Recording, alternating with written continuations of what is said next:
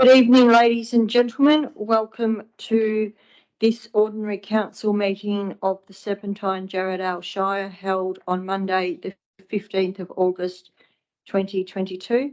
I declare this meeting open at 7:02 p.m. I'd also like to acknowledge that this meeting is being held on the traditional land of the Noongar people and pay our respects to the elders past, present and emerging. I'd like to advise members of the public gallery that the meeting is being audio recorded in accordance with council policy. If you are asking a public question or making a statement or deputation to this meeting, this will be audio recorded. Members of the public are reminded that no other visual or audio recording of this meeting by any other means is allowed. Item 1 on tonight's agenda is attendances and apologies. We have one apology from Mr. Paul Martin, the CEO. Item 2 is public question time. 2.1 is response to previous public questions taken on notice, of which they are included in the agenda and will be included in the minutes of this meeting.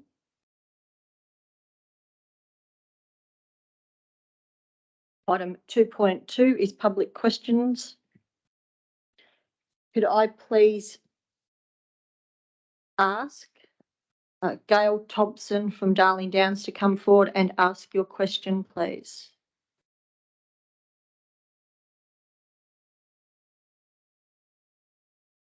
Please come up to the lectern.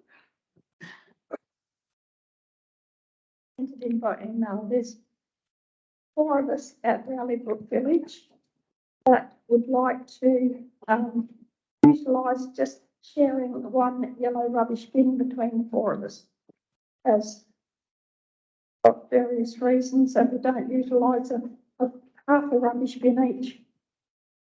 And a lot of us are pensioners. I'll ask the Director of Infrastructure Services to respond to your question that you submitted via email, and would strongly suggest that you contact Shire officers tomorrow or whenever suits you and actually have a conversation with the officers. Question. Director?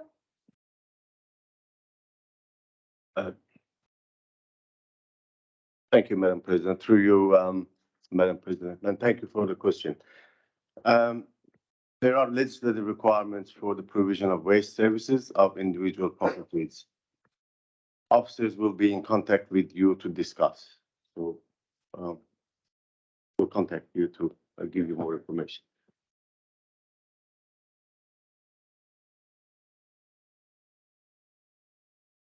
Thank you for your question that you've submitted this evening.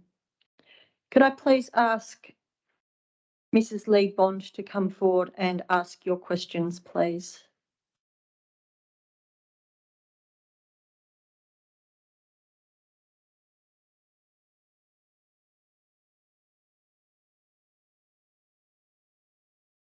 Much of the ratepayers' money, state government and federal government money has been expended on Keenan Street to date.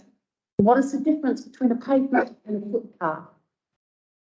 Mrs. Bond, I will advise that this question will be taken on notice in accordance with Council Policy 1.1.3, public question and public statement time. Ordinary meeting, council meeting. A written response will be provided to you. In the last 12 years, how many businesses in the Shire have paid the Shire in monetary value, proof being recorded in council documents, in lieu of parking provisions, and why were they given this privilege? Mrs. Bond, I will advise that this question will be taken on notice and in accordance with Council Policy 1.1.3, public question and public statement time, ordinary council meeting, a written response will be provided to you. How much of ratepayers' money has been expended on the old Hopeland School in the last 15 years? What date was this school last operating as a functional education department school? Thank you for your third question. In regards to the money expended on the Old Hopeland School in the last 15 years, the Shire will advise that the question will be taken on notice in accordance with Council Policy 1.1.3, public question and public statement time. Ordinary council meeting, a written response will be provided to you. According to our local heritage survey, the Hopeland School closed in 1954, with students going to the new Serpentine Primary School.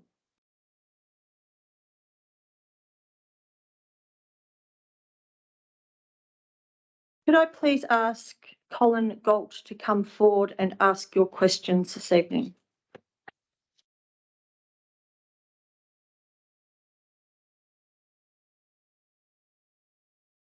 My questions are for the proposed brewery and restaurant on lot 1248 Carnup Road. I have three questions.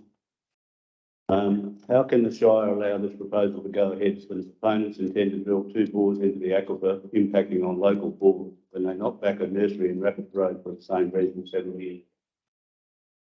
Mr. Galt, I will actually ask the Director of Development Services to respond to your first question this evening.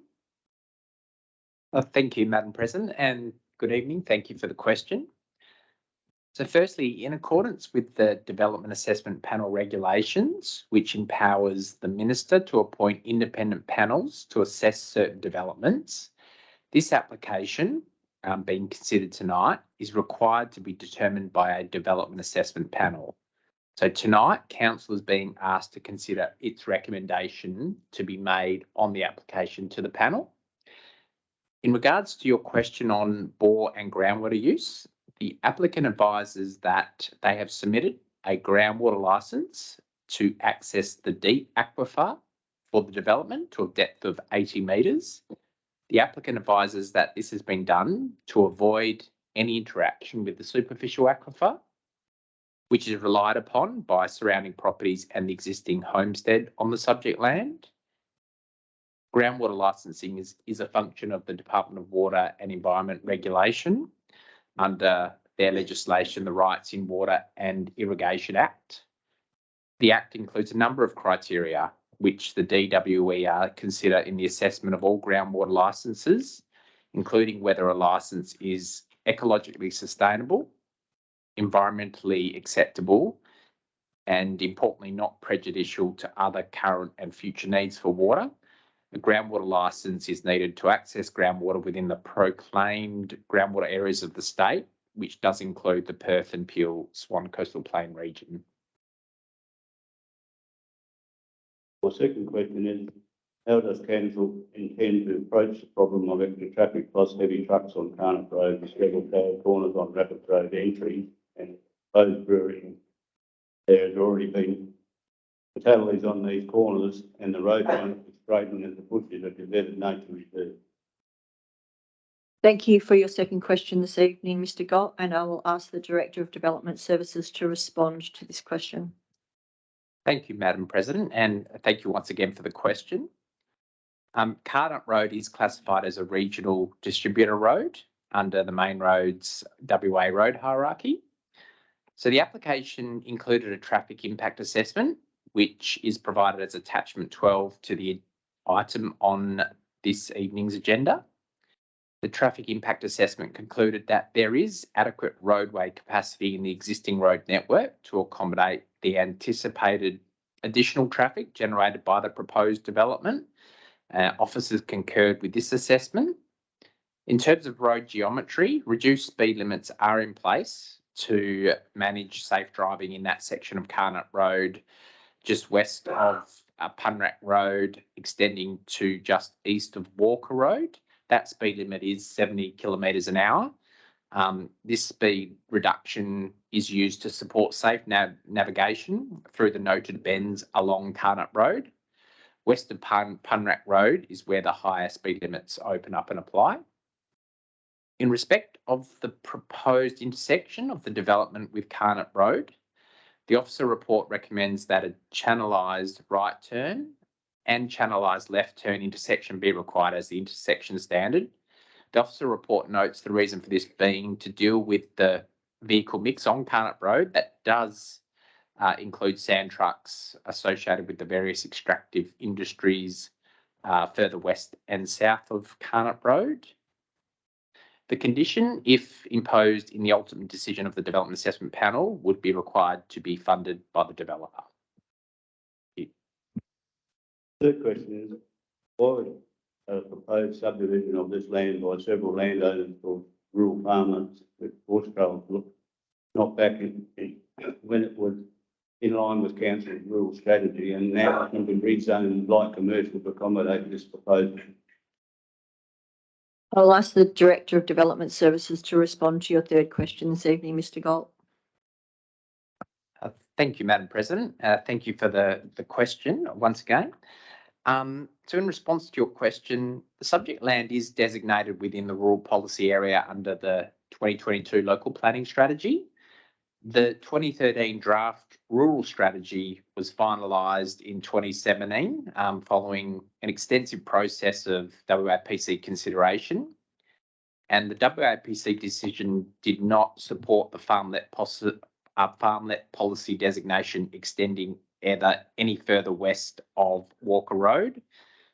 So Walker Road is thus the limit of further subdivision to the east, with land south of Carnot Road and east of Walker Road being designated for 1 and 2 hectare properties, and land north of Carnot Road and east of Walker Road designated for rural small holding properties. So this report doesn't propose rezoning of the land. Rather, the officer report identifies 2 main use classes proposed in the application, being craft brewery and a restaurant. In respect of the craft brewery, this is considered to represent a use not listed, and therefore an assessment against the rural zone objectives is required. Council and ultimately Development Assessment Panel will need to determine this. In respect of the restaurant component, this is a discretionary use within the rural zone. Thank you. Thank you.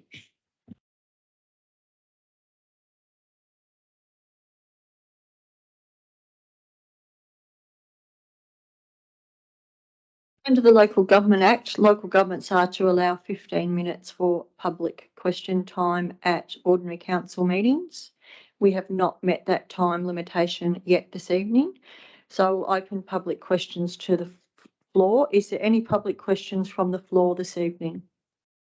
Please come forward.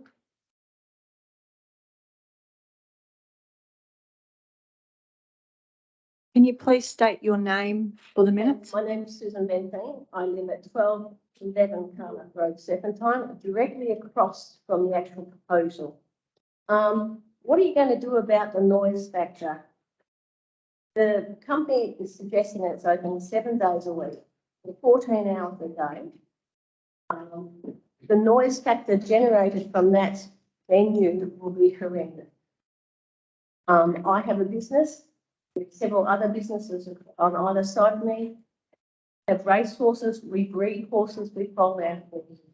The amount of noise, light and traffic going across the front of my property is going to kill my business.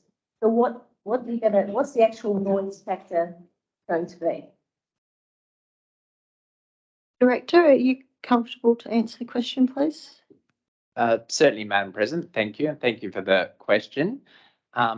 Noise is certainly one matter which received close assessment in the application. So page 32 of the agenda does outline the officer assessment of the noise situation. It also explains the acoustic assessment or the environmental and noise assessment that the application was accompanied by. Council are obviously in tonight's meeting considering the recommendation put forward by officers, but I would note that the environmental noise assessment and the associated conditions do indicate compliance with the associated noise regulations. But of course, the discussion and debate later on this evening, we'll be able to consider that and other related issues. Thank you.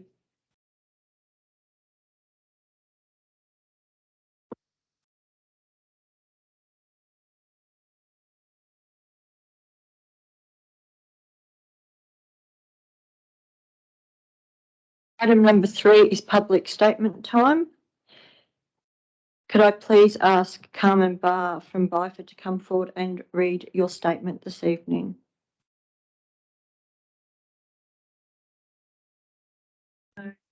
Thanks for coming here tonight. I'm up here tonight just because I have a neighbour that is unhappy with me running my business from home. He's actually not a neighbour to my left or right. He's across from Abernethy Road, which is 2 lanes. I would like to be given a chance to be able to speak and let you know about myself, my family, and my business. We built our home. It's our first home. It's actually our dream home that we have. I built together with my husband. I have got a granny flat at the back that my parents, my elderly parents, now reside in, and that I will hopefully in the years to come help look after them. I run my small business that allows me to help, obviously, pay towards our mortgage and my family. It also allows me to be a mum and to do all the motherly duties because of the hours that I work. When I heard this wasn't going to suit a neighbour across from us, we actually couldn't understand what was the problem. I don't park near them. I don't cause them any issues. I do only 2 clients at one time, which we have plenty enough parking for, and I have sent attached pictures to ensure that you guys can see that. I do no more than 3 to 4 clients a day. I make sure that no cars are obstructing any pathways or anybody else's driveways or anything, especially this neighbour. I don't actually even have a car near them at all. We are respectful, we're hardworking family, and I'm here tonight to ensure that hopefully when my business is allowed to continue, that the same will happen, and I will be respectful and follow the guidelines that have been given. Byford is growing, whether it is on Abernethy Road or surrounding areas in Byford, and change is yet to continue. At the end of the day, all I would like to be able to do is continue to work hard, support my family, and to provide for my family and contribute to it. There are other businesses along Abernethy Road and in Byford, and I would like to be given the same opportunities to operate like them. At the moment, I actually think home businesses are encouraged with what's going on in the world at the moment with COVID. So this has caused me a little bit of stress, you can imagine, because we built our new home. You know, I had it labelled as a salon. It was, you know, gone through council as that, and then to be told that I might not be able to work, you worry about, you know, the financial pressures and stuff that have been given, and all I just want to do is work and just have no problems and just to be able to do what other people have been able to do. So yeah, thank you. Thank you. Can I please ask Mrs. Lee Bond to come forward and read your statement this evening?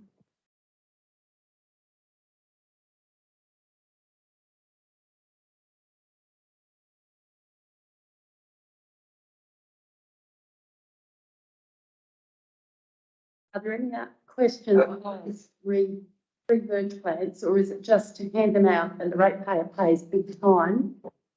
What can be said when someone gets verge plants to beautify and encourage bird life and what they were made aware for many years was council reserve? Imagine their shock when more recently they were informed this land belongs to Water Corporation, and technically the person trespassed on Water Corporation land to plant ratepayer funded verge plants. It gets even worse when ratepayers are told they can have as many plants as they like and they can plant them in their personal gardens because the Shire is paying for it. Bad news is, in July 2022, we got to pay another $5,250.30 to a particular business again for the famous verge plants to be planted wherever we choose. I would dearly love to know where slashing and fire breaks on Hopkinson Road drainage reserve has taken place and when, especially as a magic $5,000 $478 appeared for payment. Perhaps I have a claim against the optometrist. How could I miss such important and obvious works, especially since many in the Shire are complaining about lack of drainage, etc. By shopping with the ratepayers' money as if it were your own and you were down to your last $100 in the bank. Thank you, Mrs. Bond.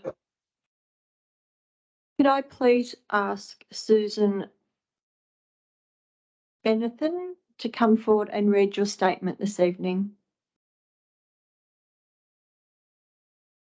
Against the venue and business being approved for in a rural and lifestyle area. I've lived in the area for over 30 years, a location where it's peaceful, quiet, the lifestyle with a total commercial venue to be allowed in this area as well.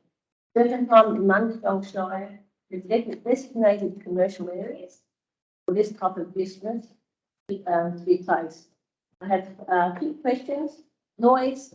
The fact that the business is going to be open 7 days a week and apparently for around about 14 hours a day for functions for music and other things. I can hear Pony Club through their announcements from down the road. That is not across the road from me. The noise factor produced from a business like that is quite loud. I've had over 15 years managing the Royal Freshwater Valley Yacht Club with huge functions. The noise factor that comes from that will not be within the range that this company is saying. Also, the water allocation, I rely on bore waters for my drinking water. So having this company use so much water to allocate all these years is not a commercial revenue. This is a full, sorry, it's not a boutique brewery. This brewery is exporting alcohol overseas. That amount of water used to do that type of production is a real huge amount and will, I think, be detrimental to all the people around the area. Also the traffic. I get up at 5 o'clock in the morning. The traffic going across my place, even with the horse boats going in and out. They're saying they're having parking buses come in, 250 car lot allocation. We can have more cars than that. One car for 4 people will not. People will turn up singly and go looking. So they will need a larger car. And turning on and off that road is dangerous and not looking out of traffic is very good. Also, I'm quite concerned about the flight control from the brewery waste product. I get the waste product now for my horses. If it's not eaten within 2 days, it is maggot ridden. I actually turn it into my soil so that doesn't. So they're saying that they're going to do paddock to plate. They're going to feed their animals the waste product. They'll have a hell of a lot of animals to be able to get it away to get rid of that waste product. The amount it's going to be if they're going to generate that much beer. Also, where's the liquor license coming from in this place? No one has stated that. Are they transferring it from their brewery up in town, down here? Also, there's a pony club with a hell of a lot of children on the road. This venue will be opened up on weekends when there is children with horse floats and horses going in and out. There is bound to be an accident going around there, especially when alcohol is involved. Other than that, that's all I have with my basic discussions about where people are going through. Serpentine was supposed to be, or always has been, a lifestyle and rural area. I know we have a lot more subsidies coming through, but this venue or this proposal is a full-blown commercial, and I'm not happy. Thank you. Thank you.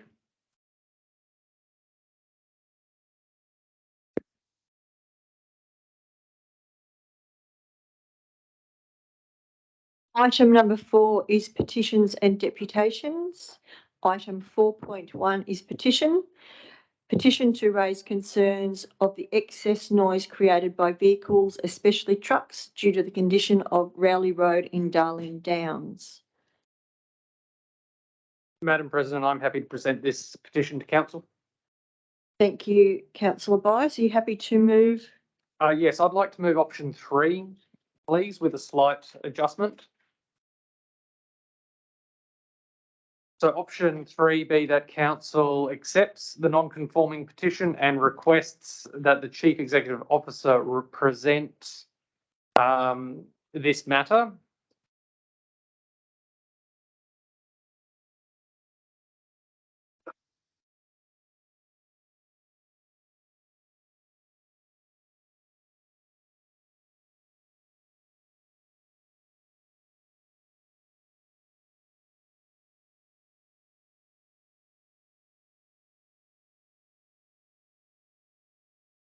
The Chief Executive Officer present this matter to the soonest policy concept forum.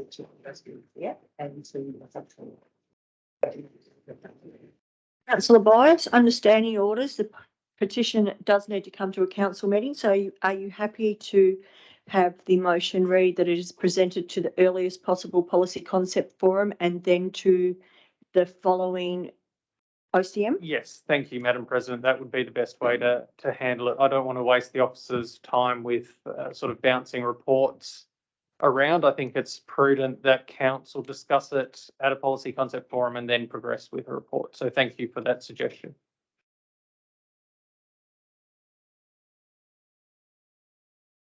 Just checking, councillor Byers, are you happy with the wording on screen? I am Deputy CEO. Thank you very much. Thank you, Madam President. I'm happy to move that motion. Can I please have a seconder? Thank you, councillor Duggan. Is there anybody opposed to this motion? Motion is carried unanimously.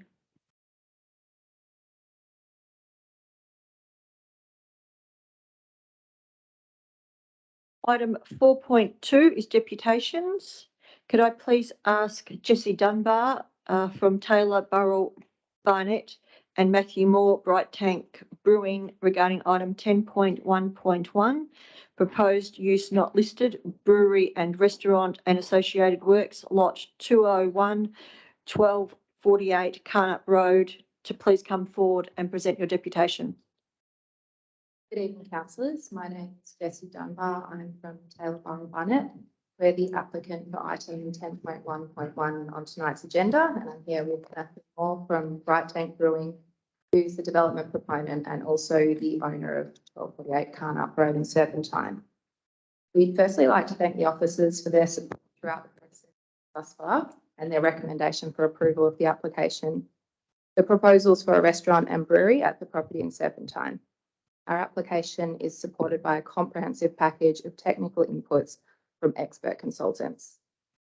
This input has informed the overall design of the restaurant and brewery, the site layout and future management measures to ensure the proposal responds sensitively to the site's environmental features, whilst also minimising any potential impacts on neighbouring properties or the existing rural character of the area.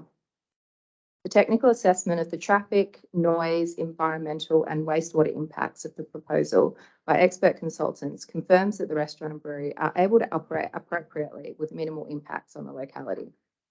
These technical reports have been reviewed and supported by the Shire's officers. As such, any opposition to the proposal on this basis is unsubstantiated.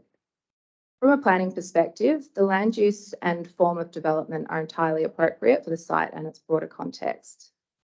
Proposed buildings are substantially set back from all boundaries so as to minimise any adverse impacts on neighbouring properties and the existing streetscape. From a design perspective, development harmonises with the existing rural aesthetic of the area and incorporates innovative sustainability measures. In terms of the liquor licence, this is sought separately from the Department of Racing, Gaming and Liquor. The proposal will introduce an exciting new tourist destination in the region, whilst also providing a family-friendly venue for locals. The brewery will operate as a full circle system with best practice sustainable agriculture. Once developed, it will also be an example of best practice water and nutrient management arrangements. We've worked closely with the Shire's planning officers as well as state government agencies, including the Department of Water and Environmental Regulation, to resolve the complexities of this application and ensure an appropriate outcome for the site, which we hope will be supported by Council and ultimately approved by the JDAB. I'll hand over to Maddie, who will give an overview of who Bright Tank Brewing is and some further insight into the locational context, sustainability and brewing process. Hi, well, thanks councillors for having me, residents as well, and also thanks for any problems that you've brought up and laid. Everyone has a right to speak about these things in front of a group and talk about them in public. So I think it's good and it's healthy to do so. I would like to clarify a few things on the water. It seems to be a really large misconception that we're going to be taking from your superficial aquifer. We will not be taking from your superficial aquifer. So if anyone's got any concerns about water, they need to understand to take from the aquifer that we're taking from, we need to apply with what's called a 25C extraction license. This is what's considered the Leederville Basin, and there's an allocation for that. So when the Department of Water receives an application, they have to check whether there is an allocated amount of water available to give to me. I know of properties in the area, for instance, that are a lot smaller than mine that have 12 gigalitre allocations. So our allocation in regards to industrial use is actually not that big. I'd also like to talk about sustainability. With the mention of that we don't have enough animal feed to deal with the spent grain. This isn't true. So we also provide to other farmers. We also provide to a company quite locally in the area called Anatone, who makes animal product with our spent grain. So we have several sources apart from our own cattle that we would be providing to. We also intend to use our spent grain in a bioreaction process to create methane biofuel at some point as well, which is just another move for us forward to make a sustainable property, I suppose. So all the avenues that we look at in regards to taking care of that land in a way that we see respectful to the environment and to improve the area. There's not any intent on degrading the area. Also, I'd probably like to talk about this. There seems to be this thought that we're open 14 hours, 7 days a week. That's incorrect. We are open for public business on the times that are stated in the DA. We are open for our workers to work in the brewery on the times that are stated in the DA. Those times that are stated in the DA where our workers work, they will create very minimal noise. So I have a fully functioning brewery in the middle of East Perth at the moment. So I'm surrounded by apartments and I don't get a complaint any day of the week. So I just wanted to clarify that because I think there might just be some confusion, that's all. We've been functioning in East Perth now for 4 years. We have a very harmonised relationship with the community. We care about the community. I care about Byford, Serpentine and Jarrahdale. I have a house down here and now I own a piece of land down here which I intend to build a business on to help grow the Shire. The Shire needs an amenity.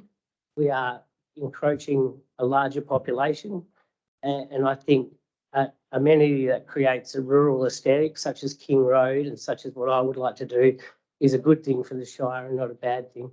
So I'd just like to sort of hope that everyone could stop and pause and have a think about that because what we are trying to do is sustainably right.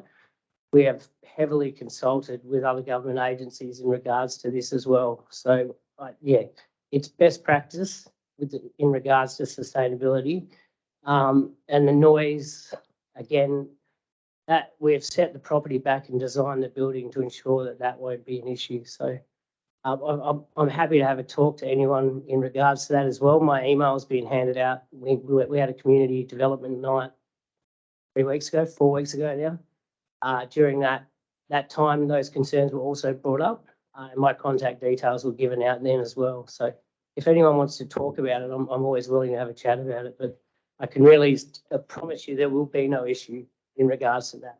And any issue that is dealt with, it'll be dealt with correctly, and we will be in consultation with our neighbours in regards to that. Thank you. Very much. We are happy to answer any questions if you do have any of us. Thank you, Mr. Moore. I have one question.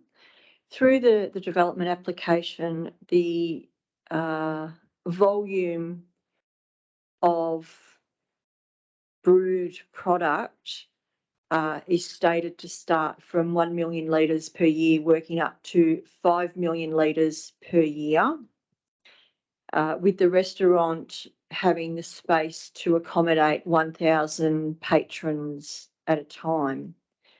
Correct. Yeah.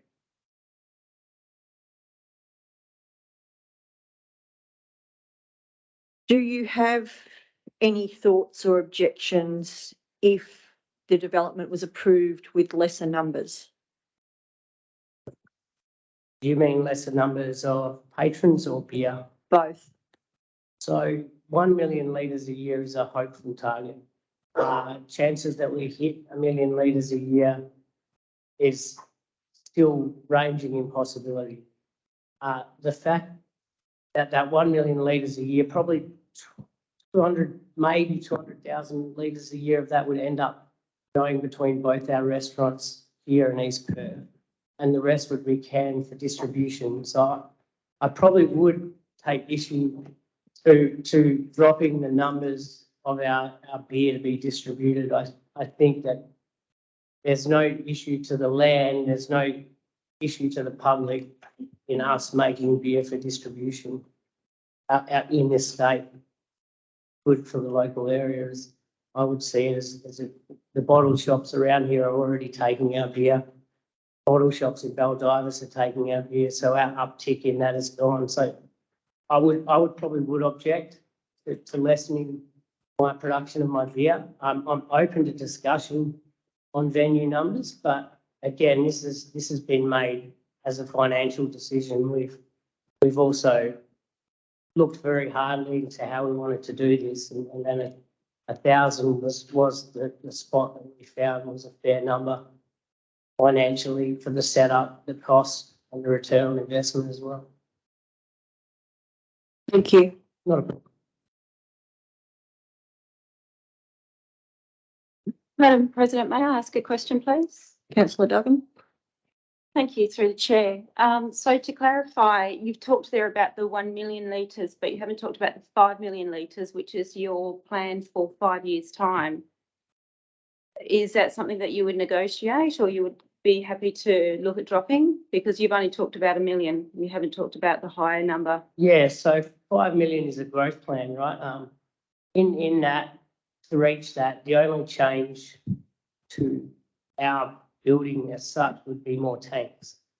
So again, I struggle to understand how the 5 million litres is going to affect anyone except for same trucks leaving to and from to pick it up. So I'm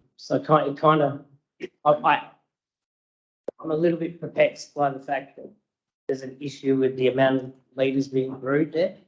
For the reason being that it gets canned, it gets put in keg, it gets distributed. There's other businesses on that road that don't make beer, but they distribute things. Picton Portables is one of them. They build portables, put them on trucks, and they distribute. How is that any different to what we're doing? I suppose is my answer to that. So I do take a little bit of issue in that because I don't see how there's any latent effects. Like we've done the nutrient balance for 1 million litres. We've done the nutrient balance for 5 million litres. If I were to plant sorghum on my property today to help feed my cattle, even at 5 million litres irrigation, your horse properties next to us and beside us would emit more nitrogen in the soil than my property would do in 10 years. So I would like to think that we're trying to do things in a way that's best practice. So I do take issue with bringing those numbers down because one, they're not set in stone, they're goals, and two, limiting what we brew would only then mean me limiting that production area and me having to go to either to council here to expand that, go to another council, set up another brewery, which I wouldn't want to do. So we've proven unequivocally that in those numbers, there's absolutely no harm in what we're doing. The Department of Agriculture has said that as well. Department of Water and Environment are reviewing our application at the moment. I kind of don't see where the big issue is with those numbers if it's environmental in that fact. So yeah, probably where I sit with that. So to clarify, you're not willing to look at a negotiation on the size and scale. Is that correct? So Yes the or no? size and the scale of the brewery is actually very small. Yep. It's only- Okay. Thank you. Yeah. That's my answer.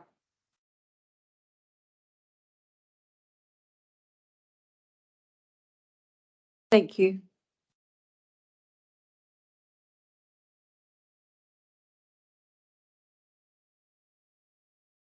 Can I please ask Clayton Plug of Harley Dykstra regarding item 10.1.3, lot 12, 311 Gobby Road, Keysbrook, proposed holiday accommodation for cabins and auxiliary works, to come forward and present your deputation? Much. Good evening, councillors. My name's Sid Clayton Plug from Harley Dykstra, here to present to you in respect of item 10.1.3 on our agenda.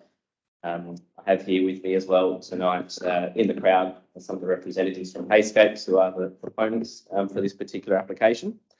And I'd just like to acknowledge firstly that we are satisfied or happy, I suppose, that the Shire has put forward a recommendation for approval. But we would request that condition G be removed from the proposed conditions before you tonight. In particular, condition G relates to the need to provide two-way vehicular access along all portions of Scarp Road and Gobby Road. And I'd like to back up that request on the following basis. The first point I'd like to make is that the bushfire risk associated with the proposed facility has already been greatly reduced because our proponent is proposing preemptive closure on extreme and catastrophic fire days of the holiday cabins. And so it's important to remember that in the context of imposing conditions on any approval. Secondly, in relation to the current provision of two-way access, the Shire's report before you tonight, the Shire's officer's report, I should say, states that the road network identified is generally compliant with the requirements in the guidelines. Furthermore, my next point is that whilst it identifies a small section of Scarp Road, which I'd just like to take a moment to remind council is the portion of road that leads closer, or I should say into the bushfire vegetation, that this portion apparently is narrower than 6 metres, but it does conclude that it's possible for either party to pull over slightly to allow the other to pass. And that's obviously a quote from the Shire's report this evening. And it's this particular portion of the report is referring to vehicles being able to pass each other at that point. Finally, I note another key point, and that's that the report states that the Shire will be required to maintain the road to Austroad standards. Therefore, on the basis of the above, I'd like to note a couple of points. Firstly, it appears that condition G contradicts the report's own statement that there is already sufficient passing room along all access routes. So we're just questioning why and how condition G is being proposed in the context of this fact. And then secondly, it appears that the road would already be wide enough based on the fact that the Shire are required to maintain it to Austroad standards, which is where we get our 6 metre wide requirement from. And that's something that's stated in the Shire's report. So that's where I'm getting that from. And so again, we're just questioning why the Shire would put this onerous requirement on the developer of these cabins. Instead, we submit that the Shire should consider maintaining the road to the requisite standard for the safety of all existing residences and businesses along the road, let alone the proposed development before you tonight. Or perhaps, as the report states, Perhaps the road's already sufficiently wide and therefore there's no need for any further vegetation clearing and no need for the condition on the approval tonight. So in considering all of the above, we request that council approve the development without the imposition of condition G, if possible. The use is quite minor in scale. It's only a few cabins and it doesn't introduce significant amounts of additional traffic. It also, as I noted before, does not occur on days during which the fire danger is extreme or catastrophic.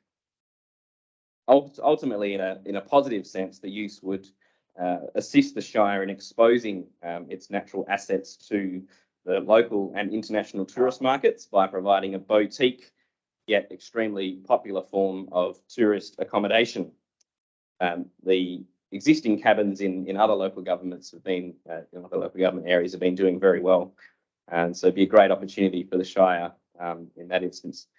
The operators, I'd just like to note as well, sorry, that the operators of the facility are very well versed in dealing with bushfire risk. Their business model is really centred on providing tiny cabins in idyllic vegetated locations. And so it's very much in their own interests, both legally and just from a business perspective, to ensure that their clients, their patrons, if you will, are, I guess, occupying the cabins in a safe manner. It's really important to them to be able to maintain this. And so that's why they take their early evacuation obligations very seriously. And whether that early evacuation be in a preemptive closure situation or in the event that a bushfire does occur within proximity of the site on any other day. We also note separately to all of this that the landowner of the site, so not the proponent, but the landowner, who's someone else, he served for many years within the Volunteer Fire Brigade, Mr. Scott Hambley, who some of you might know. And so he's very well versed in bushfire risk in providing, and this obviously provides the council with further assurances that in this specific context, the bushfire management risk can be adequately ensured. Welcome any further discussion. Look forward to a positive outcome and happy to take questions if you have them. Thank you. Thank you.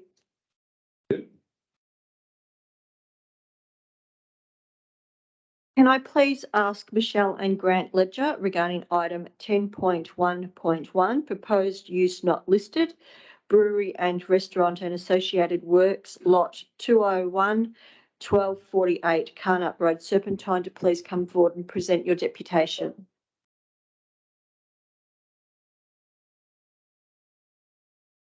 Thank you to the President, councillors, members of the Shire and the public for the opportunity to voice our concerns regarding agenda item 10.1.1, proposed use not listed, brewery and restaurant and associated works at 1428 Carnup Road, Serpentine. My name is Michelle Ledger, and along with my husband Grant Ledger, we own and live at 409 Rapids Road, Serpentine, the property which is referred to in the development application or DA as the closest to the proposed facility. I'm also speaking tonight on behalf of our neighbours who hold a similar view and all strongly oppose this development application. A little about us. My family has lived in Serpentine for nearly 30 years. My parents were long-term volunteer firefighters in the community, and my nephews have gone through school in the Shire. As a family, we range in age from 18 to 72. And so just like my family, I'm fully aware that Shire residents will all have different requirements as to what a community can offer throughout their lifetime. When my parents retired in 2017 to a smaller home in Serpentine, Grant and I purchased the family property to enjoy the lifestyle that rural acreage could offer us as a balance to our professional lives. Since we've been the owners, we've been notified by the Shire of 3 proposals that may potentially impact on us. We've given each one of these the considerations we feel they deserved, and for 2 of them determined that both the community and we could manage any potential downsides and therefore did not oppose them. We are usually in favour of development and understand that other people's choices may not necessarily align with our own, so it is not in our nature to stand in the way of opportunity and disrupt people's plans, unless, of course, we feel that it is not fair and equitable. The scale and magnitude of the brewery component of this DA and its proposed location is, in our mind, extraordinary. It is, in my opinion, an industrial scale facility that is forecast to produce 5 million litres of beer per annum and therefore will require the proportional amount of water and energy. This manufacturing process will be conducted on a rural allotment that is subject to seasonal inundation and is part classified as damp lands by the Department of Biodiversity and Attractions. It is my understanding that had the restaurant not been added to the proposal, this non-rural pursuit would have been referred to one of our 2 designated light industrial areas within the Shire. Mundijong West Industrial Area and Cardup Business Park both appear to have adequate transport access and services that would cater for a development of this magnitude. After reading all the submissions that were made public last week, it was evident that as residents, our worries about the technical aspects were not unfounded, as numerous government agencies who are experts in their fields also had similar concerns about noise, water, the environment, waste and traffic management. These government agencies are official regulatory bodies that are in place for the benefit of a functional society, and they should be afforded the appropriate respect. It seems to us that it would be an onerous decision for the council to vote in favour of this DA because as yet there are still many questions unanswered. In the background report prepared by the council officers for this meeting, there was more than one mention that this proposal does not fit with the rural character of our Shire. One reference was then noted to be acceptable because it is, quote, set back in a location which is screened from neighbouring properties, protecting the visual amenity. While this is the very least that the residents opposite should expect and are entitled to, and no doubt more pleasing to the eye for passing traffic on Carnup Road, it completely overlooks the impact of the residents on Rapids Road and ourselves as the closest home. It's not a one-sided facility. Every surrounding resident should be given the same and equal consideration.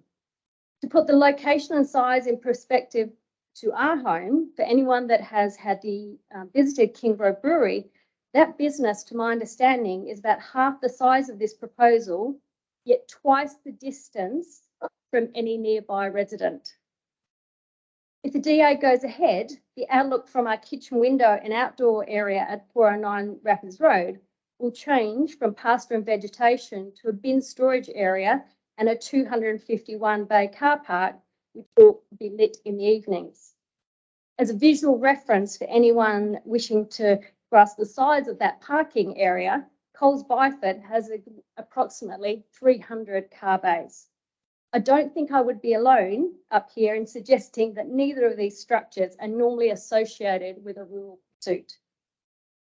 I would like to reiterate my concerns over the lack of attention to detail in the DA, the specifics of which were included in our personal submission. Unfortunately, we will never know the reason for that. But for me, these concerns around professionalism and intent were further exacerbated when I attended the Bright Tank community event recently. The purpose for attending was actually just to listen and learn.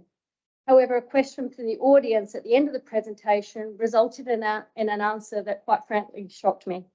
The question was something along the lines of, have the immediate neighbours been consulted about the proposal and how do they feel about it? The presenter on the evening answered, yes. I then felt I needed to speak up and repeated the question to give the presenter an opportunity to reconsider his answer. He did not. I can assure you that as the most immediate neighbour, as nominated by their DA, we have never been contacted by Bright Tank Brewery. Aside from the financial loss of value to our properties, which has occurred as soon as this DA was submitted, the personal impact that this application for a large-scale commercial business has had on us all has been extreme. The framework of the process gives us only 4 weeks to review a massive proposal, which has been crafted by professionals, supported with documentation from paid consultants, and developed over what I would only imagine is many months before we, the existing residents, were even aware of it. Within that time frame, we had to familiarise ourselves with the content, seek counsel where we could, collate our information, and then make an informed decision. I don't think a deputation is the right place to elaborate or share on the extent of everyone's personal suffering, but stress, anxiety and sleep deprivation for us pretty much sums it up. On a personal note, I realised the other day that it's the first time in my adult life that I felt both powerless and irrelevant in being able to stop something that I know it is wrong, not just for ourselves, but for the future of the Shire. In conclusion, I would like to reiterate our strong objection to this proposal, as we've seen little evidence to reassure the Serpentine community who value our rural heritage that our future has been carefully considered. Thank you.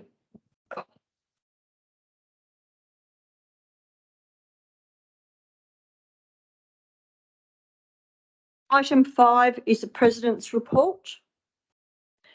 Good evening and welcome to the Ordinary Council meeting for August 2022.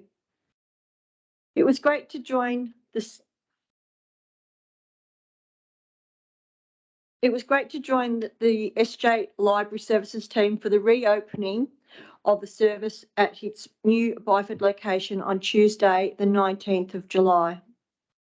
The transformation of the old Byford Hall building to accommodate the library has added a fantastic new facility to our community, and it has been great to see the community embrace the enhanced service. While an official opening is being held later this month, I would like to acknowledge the efforts of all Shire staff who have been involved in the library relocation project. Ms. Sartich, if you could please pass on my thanks and appreciation on behalf of Council to all of those staff involved to acknowledge their efforts, please. Moving on, Council adopted the Shire's 2022-23 annual budget at the Special Council meeting last month. This budget addresses a wide range of community priorities, including $6.44 million to improve the safety and standard of our road network. It was great to meet with the member for Darling Range, Hugh Jones, and Court Grammar School Principal, Patricia Rodriguez, on the 2nd of August to discuss road upgrades and safety improvements for Bishop Road. These works will be jointly funded by the Shire and the state government and will greatly improve safety around the school. The 2022-23 budget also addresses drainage and streetscapes, waste management and community and sporting facilities, while continuing our road to improving financial sustainability.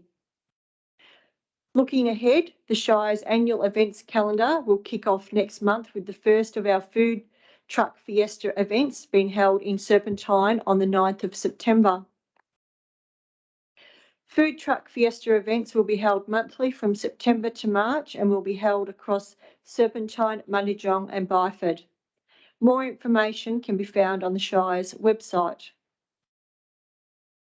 The Shire will also be celebrating Australian Citizenship Day on the 17th of September by welcoming a new group of Australian citizens. Our most recent citizenship ceremony in July saw 15 new citizens presented with their official certificates, and I look forward to an extra special ceremony next month. I am pleased to announce that I have been appointed to the Department of Planning, Lands and Heritage Stakeholder Reference Group for the consistent approach for the use and application of discretion project. The SRG will help the department's planning reform team to clarify issues related to the application of local planning scheme direction provisions and approaches for resolving these issues, including regulatory change and guidance materials. Finally, tonight's council meeting is the last meeting for our Deputy CEO and Director of Community Services and Organisational Development, Helen Sartich, who is leaving the Shire at the end of the month to take up a new role in the mining sector. Helen joined the Shire in February 2018 to lead the establishment of our dedicated Community Services Directorate and has played a pivotal role in promoting community engagement and fostering positive relationships with community and sporting groups. Over the past 4.5 years, Helen has led a range of key projects, and while I won't list them all, I would like to make the mention of the following. She acted in the Chief Executive Officer role during the recruitment process for the current CEO, development of the Jarrahdale Trails business case, engagement with our equine community through the Equine Trails Master Plan, Equine Facilities Master Plan and Equine Advisory Group, relocation of our library service to Byford and establishment of the mobile library service, delivery of 2 successful Opera at the Mill events in Jarrahdale, led local emergency recovery events in her role as a local recovery coordinator, and development of our organisational development roadmap. On behalf of Council, I would like to congratulate Helen on her achievements during her time at the Shire and thank her for her dedication, commitment and professionalism. We wish you every success in your next adventure. As always, my full calendar can be found on the pages following.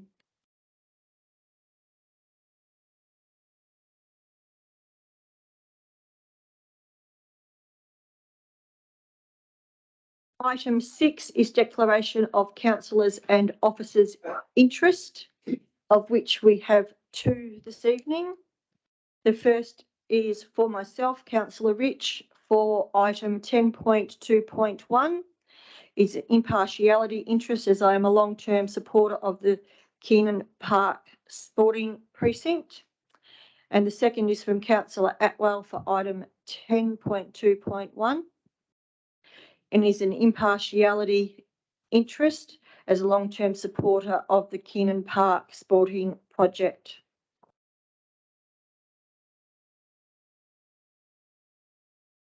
Item 7 is confirmation of minutes of previous council meetings.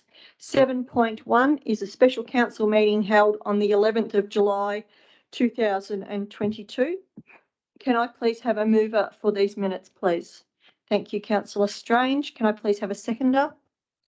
Thank you, Councillor Bias. Is there anybody opposed to these minutes? Motion is carried unanimously. Item 7.2 is the ordinary council meeting held on the 18th of July 2022. Can I please have a mover for these minutes? Thank you, Councillor Atwell. Can I please have a seconder? Thank you, Councillor Strange. Is there anybody opposed to this motion? Motion is carried unanimously.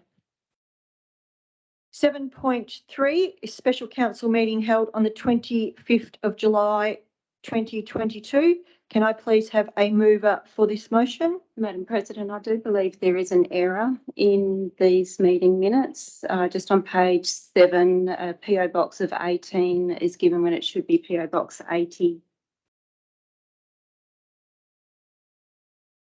Thank you, Councillor Duggan. Would you like to move an amendment? Yes, please, thanks.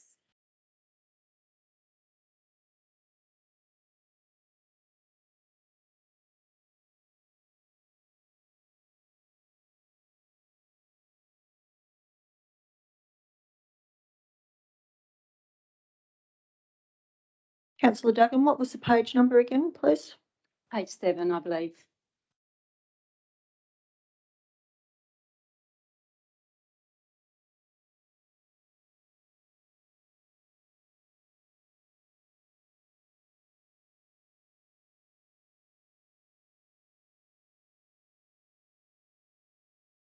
Sorry, Madam President, if we just have the confirmation of the correction to be made, please.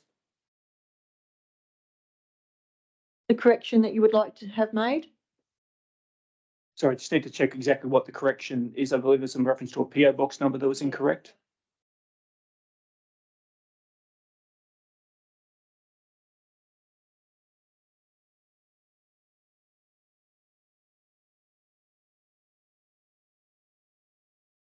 Eighteen is 18 that should be 80.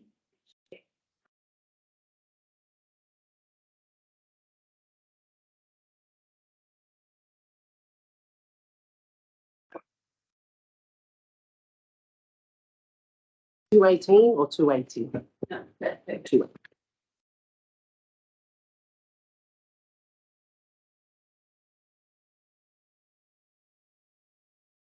Councillor Duggan, you happy to move that amendment? Happy to move. Thank you, Madam President. Thank you. Can I please have a seconder for the amended motion, please? Thank you, Councillor Strange. Is there anybody opposed to this amended motion? Motion is carried unanimously. Item 8 is receipt of minutes or reports and consideration of adoption of recommendations from council meetings held since the previous council meeting, which there is nil. Item 9 is motions of which notice has been given, which is nil. Item 10 is Chief Executive Officer reports. 10.1 is Development Services reports. 10.1.1 proposed use not listed, brewery and restaurant and associated works, lot 201 1248 Carnup Road, Serpentine. Can I please have a mover? Madam President, I'd like to move an alternate motion if I may, that being option 2, please. Thank you, Councillor Duggan.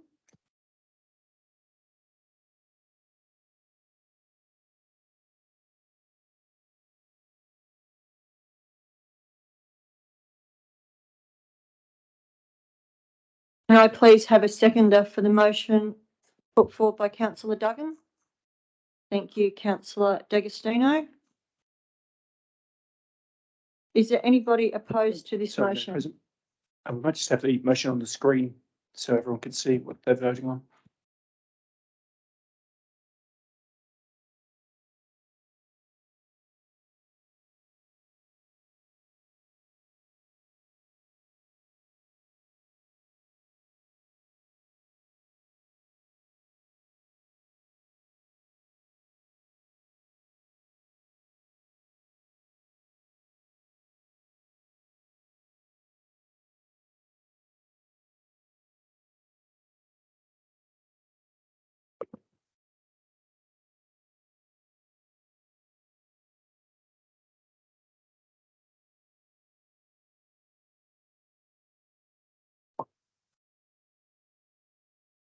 I'm happy that's correct. Thanks.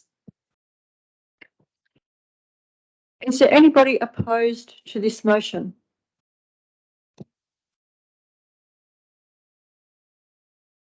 Motion is carried unanimously.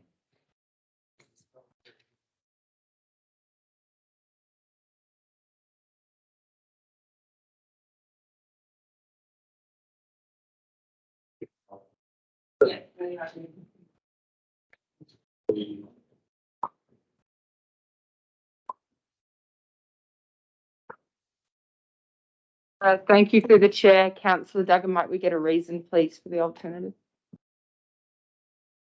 Certainly to reflect concerns for the EPP or it not meeting the EPP at the 5-year plan, please.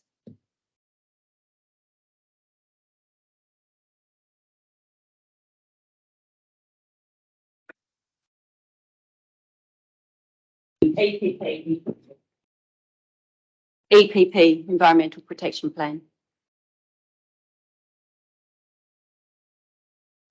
Are you happy with the reasons stated? Thanks.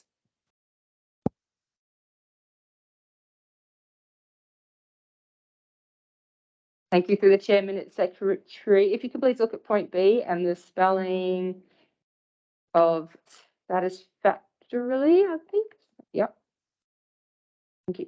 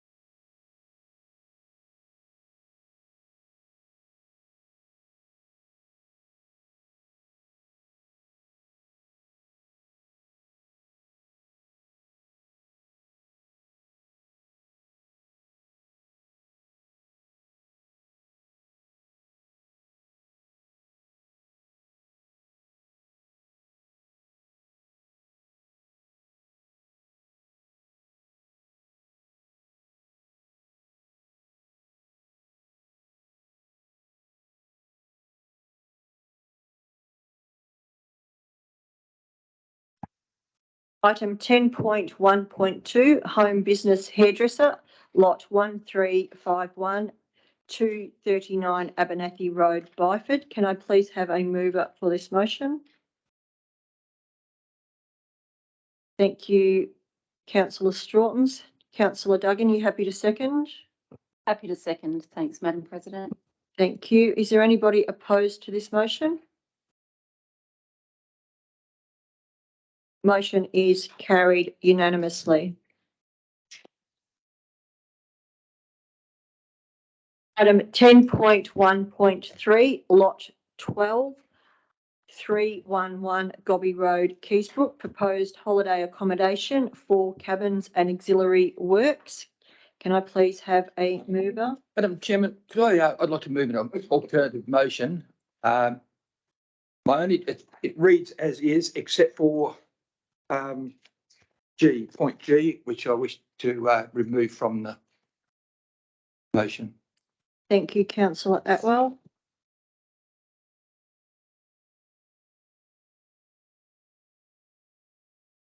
Can I please have a seconder for the alternate? Thank you, councillor Duggan. Is there anybody opposed to this motion? Motion is carried unanimously. Councillor Atwell, do you have a reason for the alternate?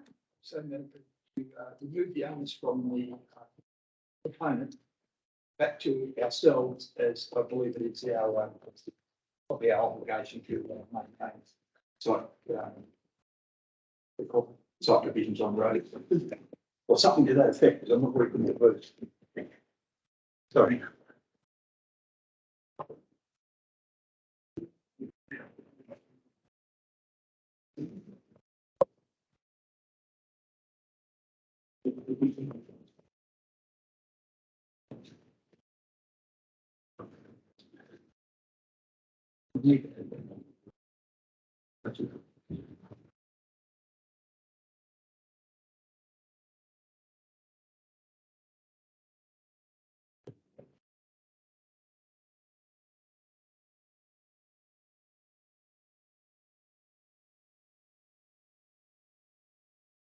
Through the chair, councillor Atwell, can you please confirm that you are happy with that reason as stated? Yes.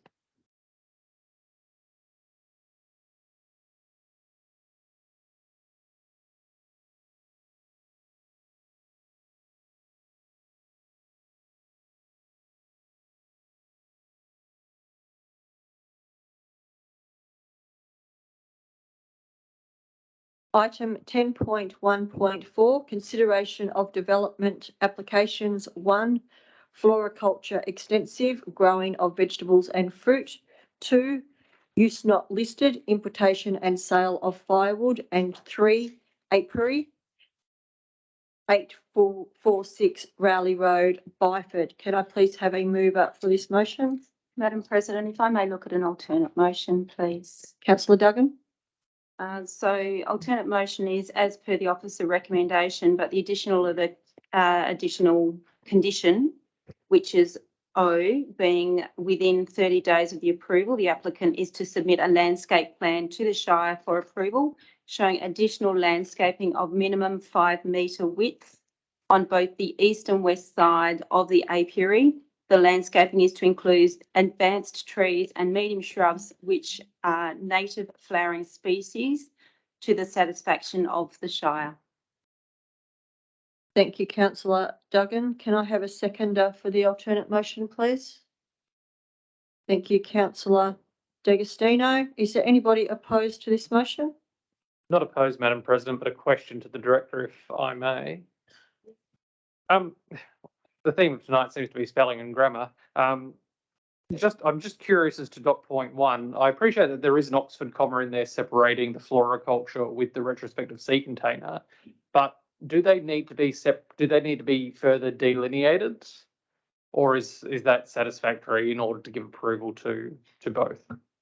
Thank you for the question through the chair. The way they're currently set up would be technically proficient for the 3 designations required for the 3 applications, with the conditions applying equally to all 3 applications. Excellent. Thank you, Director. Thank you, Madam President. Thank you. Is there anybody opposed to this alternate motion?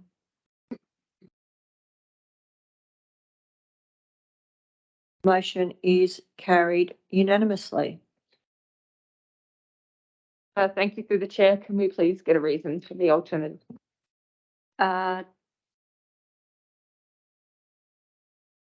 Perhaps the director can assist me a little with this, to provide screening amenity as well as a suitable on-site food source for the apiary.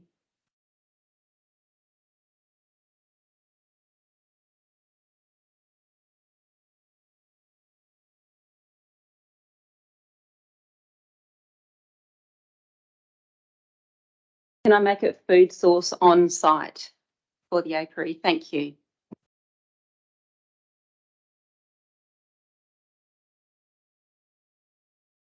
Happy with that, thanks.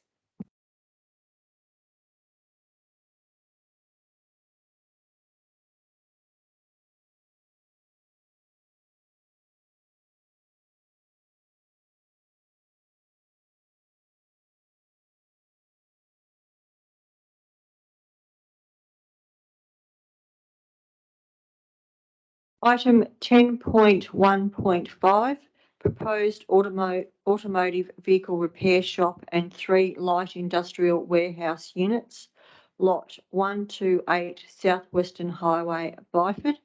I would like to move an alternate motion for this item. Condition 1 and 2 to read as is in the report. Item 3 is prior to issue of a building permit, a landscape management plan shall be submitted to and approved by the Shire. The landscape management plan shall include the following details to the satisfaction of the Shire: the location, number and type of proposed trees and shrubs, including calculations for the landscaping area. B, any lawns to be established. C, those areas to be reticulated or irrigated. And D, verge treatments. I'd like to add an E into that area.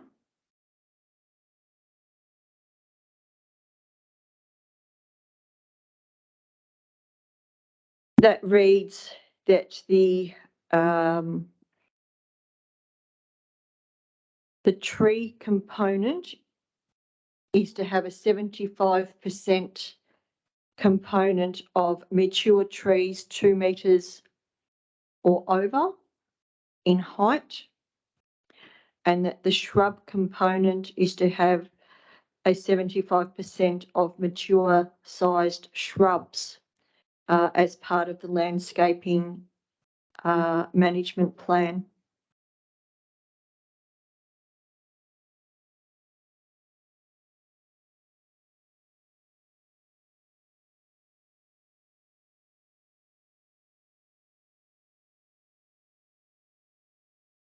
Thank you, Minute Secretary, to have a 75% of mature shrubs.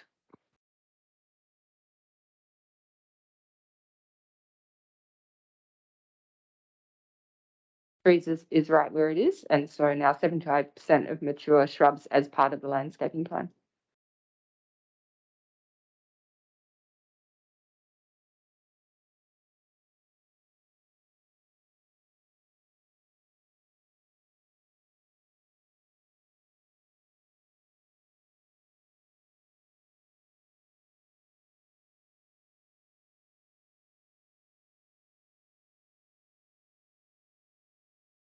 Through the chair, Shire President, are you happy with the wording? Yes, thanks.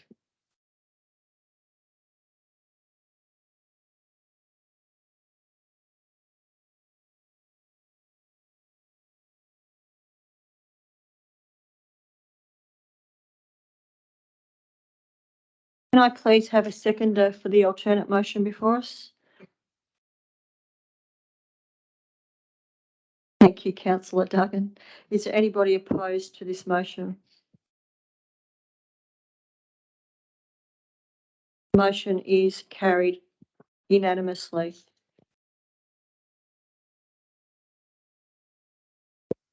And thank you through the chair. May we have a reason, please, for the alternative? To ensure tree canopy replacement in this development area.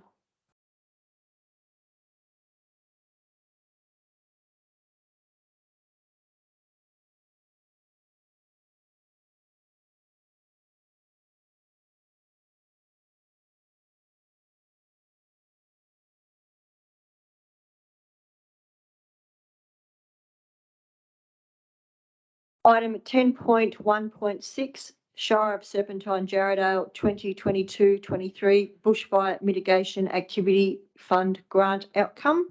Can I please have a mover for this motion? Thank you, councillor Byers. Councillor Duggan, are you happy to second? Happy to second. Thanks, Madam President. Thank you. Is there anybody opposed to this motion? Motion is carried unanimously.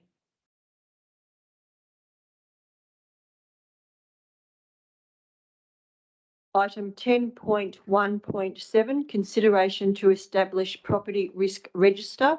Can I please have a mover for this motion? Thank you, councillor Duggan. Can I have a seconder, please? Thank you, councillor Byers. Director, I have a question in regards to this item. In regards to the confidential legal advice that has been provided to councillors,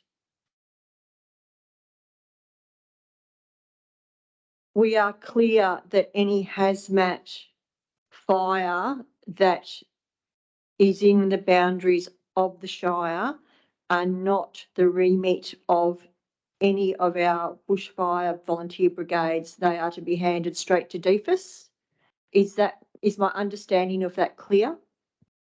Thank you, Madam President. Certainly upon the accurate definition and classification as a hazardous incident, the hazard managing agency would be DFIS. That's correct. Thank you. Is there anybody opposed to this motion? Motion is carried unanimously.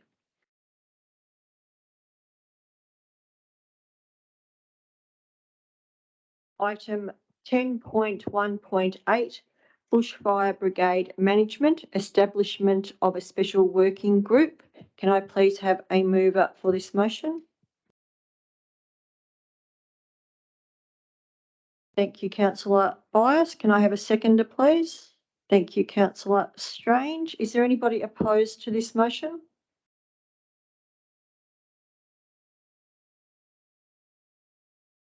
Motion is carried unanimously.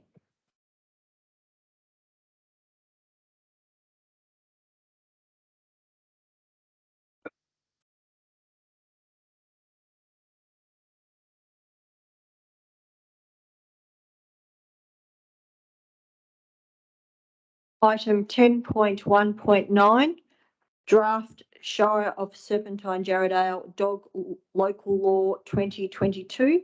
Can I please have a mover for this motion? Thank you, councillor Byers. Can I have a seconder, please? Thank you, councillor Duggan. Is there anybody opposed to this motion? Motion is carried unanimously.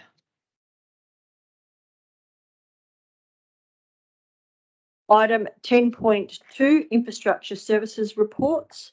10.2.1, Award Request for Tender RFT 05-2022, Keenan Park Irrigation Bore Construction, Superficial. Can I please have a mover for this motion? Thank you, councillor Byers. Can I have a seconder, please? Thank you, councillor Atwell. Is there anybody opposed to this motion? Motion is carried unanimously. Item 10.3, corporate services reports. 10.3.1, confirmation of payment of creditors, July 2022. Can I please have a mover for this motion? Thank you, Councillor Duggan. Can I have a seconder, please? Thank you, Councillor Bias. Is there anybody opposed to this motion? Motion is carried unanimously. Item 10.3.2, monthly financial report for June 2022. Can I please have a mover for this motion? Thank you, Councillor Bias. Can I have a seconder, please? Thank you, Councillor Atwell. Is there anybody opposed to this motion? Motion is carried unanimously.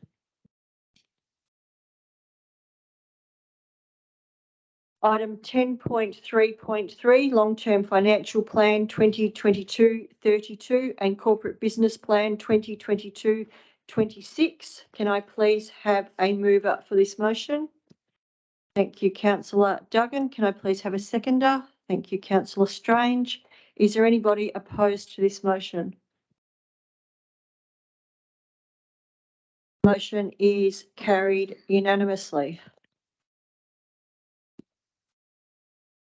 Item 10.3.4, request for tender 04-2022, Senior Project Manager. Can I please have a mover for this motion? Thank you, Councillor Duggan. Can I please have a seconder? Thank you, Councillor Atwell. Is there anybody opposed to this motion?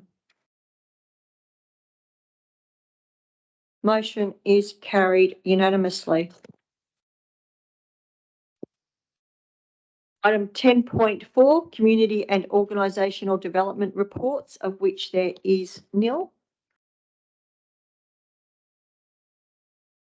Item 10.5, executive services reports. 10.5.1 is Peel Regional Leaders Forum minutes. Can I please have a mover for this motion? Thank you, Councillor Atwell. Can I please have a seconder? Thank you, Councillor Bias. Is there anybody opposed to this motion?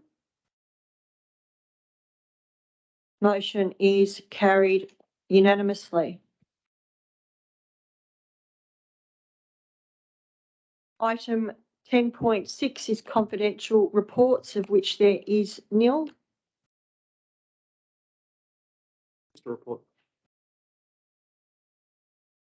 2.5.2.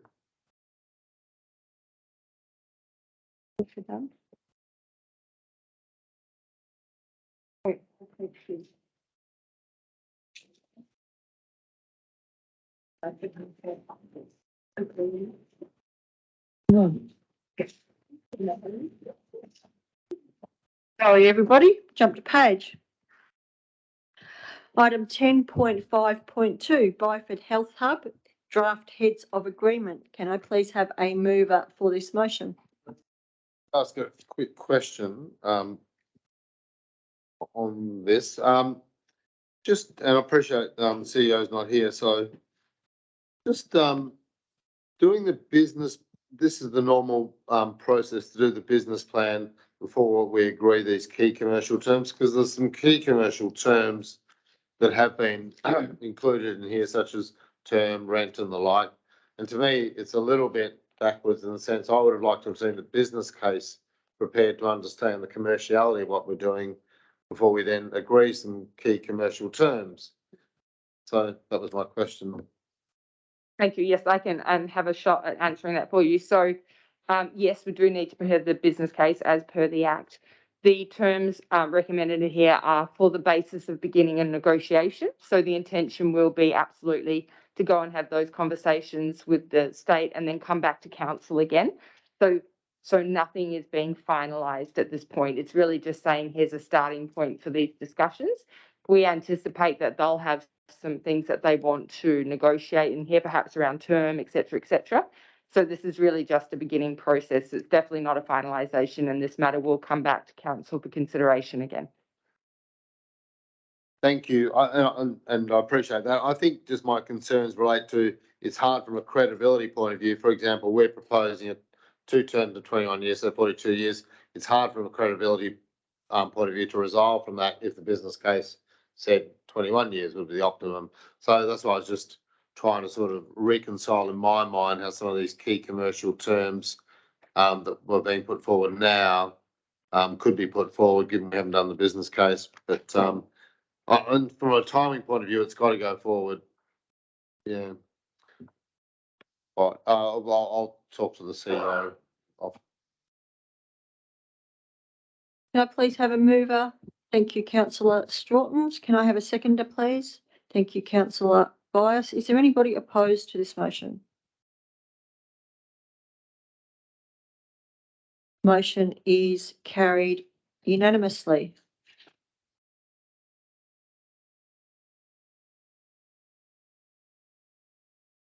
Item 11 is urgent business, of which there is nil. Item 12 is councillor questions, of which notice has been given, of which there is nil. Item 13 is closure. There being no further business, I declare this meeting closed at 8:33 p.m. Thank you, everybody, for your attendance at the meeting this evening.